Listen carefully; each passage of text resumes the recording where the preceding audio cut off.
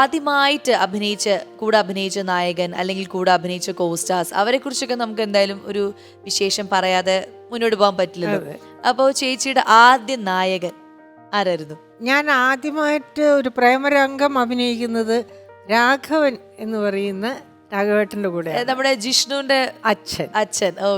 ഉമ്മാച്ചു എന്നുള്ള പടത്തില് 1972. പിന്നെ എനിക്ക് തോന്നുന്നു ജയൻ സാർ അതൊക്കെ പിന്നീട്. പിന്നെ വിൻസെന്റിന്റെ കൂടെ കുറച്ച് പടങ്ങൾ ചെയ്തു. അതൊരു ഹിറ്റ് പേരായിരുന്നു, വിധുബാല വിൻസെന്റ് എന്ന് പറയുന്ന കുറെ പടങ്ങൾ ഞങ്ങൾ അഭിനയിച്ചിട്ടുണ്ട്. മനുഷ്യപുത്രനിലാണ് ആദ്യമായിട്ട് വിൻസെന്റ് കൂടെ അഭിനയിക്കുന്നത്. പിന്നെ കുറെ പടങ്ങൾ ചെയ്തു. 1974 കോളേജ് ഗേൾ നസീർ ഖാന്റെ ഹീറോയിനായിട്ട് ആദ്യമായിട്ട് അഭിനയിക്കുന്നത്. പക്ഷെ നസീർ ഖാന്റെ കൂടെ ഞാൻ അതിന് മുമ്പ് ടാക്സിക്കാർ എന്നൊരു പടത്തില് 2 സീൻ അഭിനയിച്ചിട്ടുണ്ട്. ആദ്യമായിട്ട് ഞാൻ സാരി ഉടുത്ത് അഭിനയിച്ച പടം. എൻ്റെ വ്യക്തിത്വത്തിന് ഒരുപാട് മാറ്റങ്ങൾ വന്നതും ഒരുപാട് കാര്യങ്ങൾ അദ്ദേഹം ഒരു സെലിബ്രിറ്റി എങ്ങനെ ജീവിക്കണം, പബ്ലിക്കിൽ എങ്ങനെ പെരുമാറണം എന്നുള്ളതെല്ലാം എന്നെ പഠിപ്പിച്ചു തന്നത് നസീർക്കാണ്. ശരി. എന്തായാലും നമുക്ക്, അതായത് ഈ കൂടെ അഭിനയിച്ച ആളുകളൊന്നും ഒരുപാട് ആൾക്കാർ ഇപ്പൊ നമ്മുടെ ഒപ്പം ഇല്ല. അപ്പൊ അവരുടെയൊക്കെ സിനിമകൾ, പഴയ സിനിമകളൊക്കെ TV-യിൽ വരാറുണ്ട്, അല്ലെങ്കിൽ എന്തെങ്കിലുമൊക്കെ യൂട്യൂബിലാണെങ്കിലും ഒക്കെ ചില പിക്ചേഴ്സ് ഒക്കെ കാണുമ്പോൾ എന്തെങ്കിലുമൊക്കെ ഒരു ഓർമ്മകൾ ചേച്ചിക്ക് വരുമല്ലോ? സങ്കടം വരാറ്, സങ്കടമാണ് വരുന്നത്. ഓർമ്മകളെക്കാളും സങ്കടമാണ് വരുന്നത്. കാരണം ഇപ്പോൾ മലർക്കൊടി പോലെ എന്നുള്ള പാട്ട് പാടിയ ആ പാട്ടിൽ അഭിനയിച്ച് ഞാനും ശാരദ ചേച്ചി മാത്രമേ ഇപ്പോൾ ജീവനോടെ ഉള്ളൂ. അതിപ്പോൾ പടം കാണുമ്പോൾ എൻ്റെ ഏറ്റവും വലിയ സങ്കടം അതാണ്. ഒരു മനുഷ്യൻ ഇപ്പോൾ ഇല്ല എന്നുള്ളതാണ്, അവരെല്ലാവരും വിട്ടുപോയി എന്നുള്ളതാണ്. അതെ അതെ.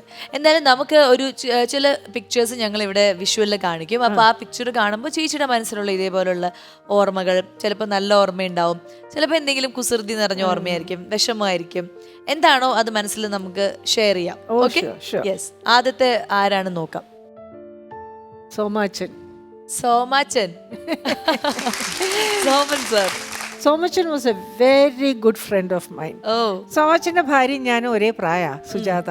അവരായിട്ട് ഇപ്പോഴും ഞാൻ ഫോണിൽ വിളിക്കാറുണ്ട്, സംസാരിക്കാറുണ്ട്. He was a very nice person. നമ്മൾ സിനിമയിൽ കാണുന്ന ചില വില്ലത്തരങ്ങളൊക്കെ അങ്ങനെയൊന്നും ഇല്ല. അദ്ദേഹത്തിന് വില്ലത്തരമില്ല. അദ്ദേഹത്തിന് ഇഷ്ടപ്പെട്ട ഫുഡ് എന്ന് പറയുന്നത് കഞ്ഞിയായിരുന്നു. കഞ്ഞി. മദ്രാസിൽ ഷൂട്ടിങ്ങിന് വരുമ്പോൾ ചിലപ്പോൾ ഒരു വിധു അമ്മയോട് പറയും, അമ്മ എനിക്ക് കുറച്ച് കഞ്ഞി അയക്കണേ എന്ന് പറയും. ഒരു അരുൺ ഹോട്ടൽ എന്ന് പറഞ്ഞൊരു ഹോട്ടൽ ഉണ്ടായിരുന്നു ടി നഗറിൽ, ഇപ്പോഴും ഉണ്ട്. അവിടെയാണ് താമസിക്കുക അദ്ദേഹം. കഞ്ഞി നിങ്ങളെ വീട്ടിൽ നിന്ന് ഉണ്ടാക്കി കൊടുക്കാറുണ്ട്, ചൂട് കഞ്ഞി. എന്തായാലും നമുക്ക് അടുത്ത ഒരാളെ നോക്കാം, ആരാണെന്ന്. ജാനകി ചേച്ചി. ജാനകി അമ്മ.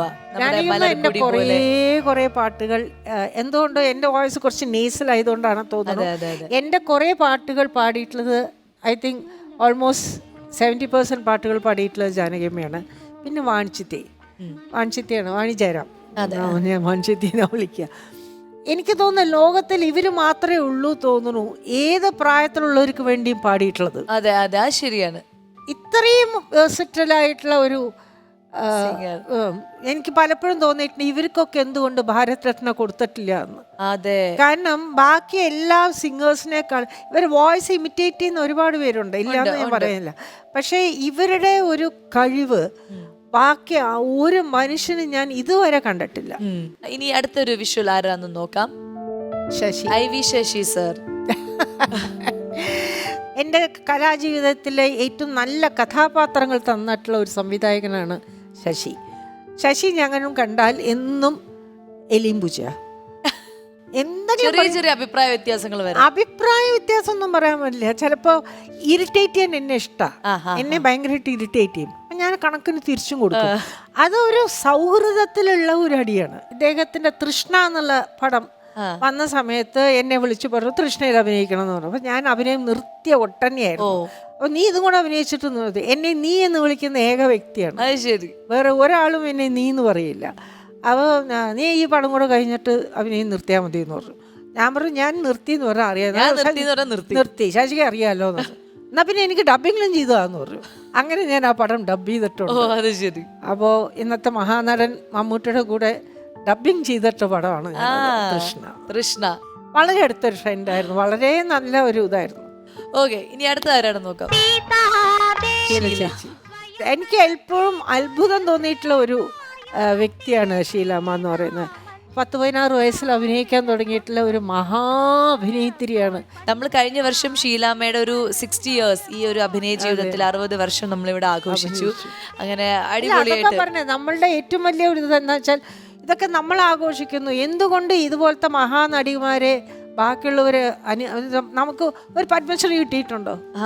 അതെ അതെ. ഏറ്റവും കൂടുതൽ 60 വർഷം ഇപ്പോഴും അഭിനയിച്ചുകൊണ്ടിരിക്കുന്നു. ഇതുപോലെ കഥാപാത്രങ്ങൾ വേരിയിട്ട് റെക്കോർഡ് കിട്ടിയിട്ടുള്ള ആളാണ്. World Guinness book of loss.